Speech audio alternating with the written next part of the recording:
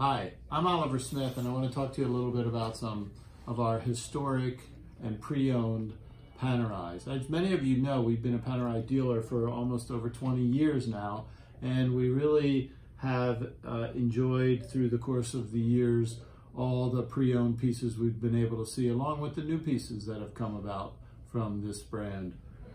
Today, I'm sitting with George Reid from my office, who is my resident expert in Panerai watches. And today we're going to talk to you about 5 pieces that we've acquired over this past year. Only 5 because we think this represents some of the pre-Vendome, some of the Vendome, and some of the historic pieces that have come through our store in the last couple years. So take it away, George. We're going to start here with our oldest piece. This is a 3646 from circa 1943. So what we have here is a stainless steel body. It is the very traditional radial mirror. Still done in the modern watch as well. They've kind of carried this look throughout their history. This one here is a little bit unusual in that there is no marking on the dials whatsoever. So we call this a sterile, an anonymous, or a Kampfschweimer. This watch has a brevet crown, and the case and movement were manufactured by Rolex. You be real careful here. This piece has been around for a little while, but it's absolutely wonderful to be able to see this all put together like that. So it is a Rolex made case as well as a Rolex movement. Still runs too. It's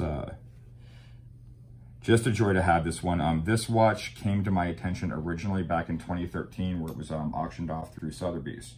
A really clean piece, very honest piece. We are proud to have it here at Oliver Smith.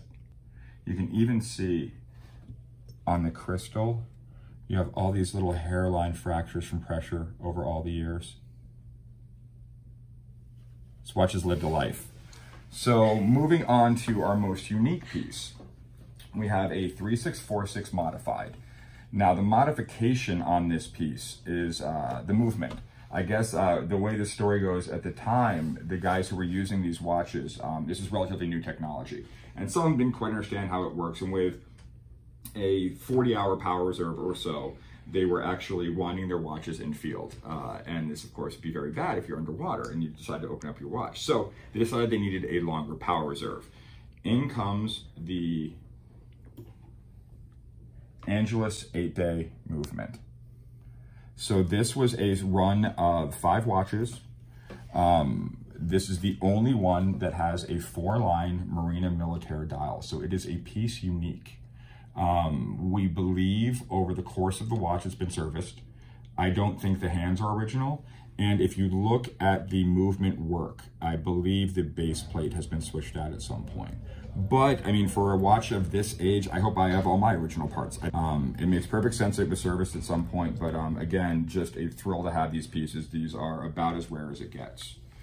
Then we move into our pre-Vendome pieces. Pre-Vendome was a wonderful time for Panerai. It was when Panerai wasn't doing military contract work anymore. They were selling watches to civilians, but they weren't owned by anybody either. So you have this real purity of form. It's a real great example of Panerai design. So these two are 5218s, which is the line. Then you have a 201A and a 202A. What makes these both unique as well is these are early examples where we have what's called a non-matching dial. Panerai would actually put a lacquer on the dial, and then the tritium burned the lacquer. So it had the exact opposite effect of what they were hoping for, but it makes for this really rich kind of ochre color that collectors just go nuts for. This particular one is one of the finest examples of a 201A I've seen. The color is just spectacular. And then this one here might be my favorite piece in the collection. It is an early example of a 202A. So you have very early PVD. It's a blacked out treatment on the stainless steel that has almost a gunmetal gray kind of a color, kind of a graphite effect. And you can even see where it's been worn away right here from use, from time. a 202A with a non-matching dial. Very rare combination there. And then it's a 4-line Marina Militaire. So I only know of a couple of examples of this watch. And again, it's miraculous that we were able to find it. Do these ever come with boxes, or is that kind of rare too? It is extremely rare. Nobody really knew that all these years later, we'd be nitpicking every little bit of it. But both of these actually do have the original box and paper. So yeah, they do. Yeah, we were very fortunate on this. These don't. Nobody kept those. Again, extraordinarily rare for old military watches. Then moving forward, we have one of the very, very first modern pieces. This was after Vendome had purchased Panerai for the incredible sum of $1 million. Nice return on investment there. But when they were doing their inventory, they found from these days a bunch of those old Rolex pocket watch movements. So they decided to do the very, very first special edition. They remade the 1936 Radiomir with the original Rolex movement, and they did them in platinum. Limited edition of 60 pieces. This one, when it was first made, I mean, literally just disappeared. They went to private collections, never to see the light of day. It's like once every 5 years, one would pop up at auction. I thought I was never actually going to see one. So that was, especially for us watch guys, that was a really, really special day when we finally got to see a PAM 21. Excellent. Well, thanks very much, George. So if you're interested in any of these timepieces, reach out to George or myself or Ryan or anybody on our staff, and we'll get back to you with the necessary information. Thanks again for listening.